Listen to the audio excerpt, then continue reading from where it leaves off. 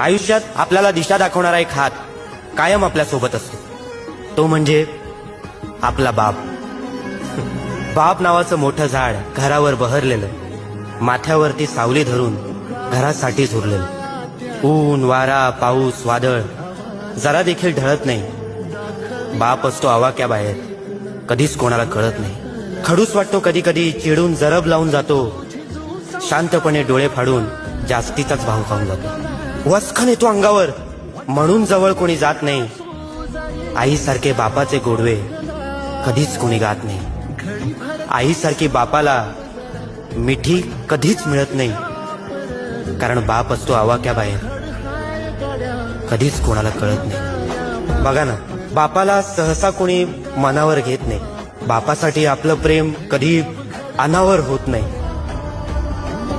आभाळासारखा आपला बाप आपल्याला आयुष्यभर पुरत नाही. बाप गेला, आधार गेला, बाकी काही उरत नाही.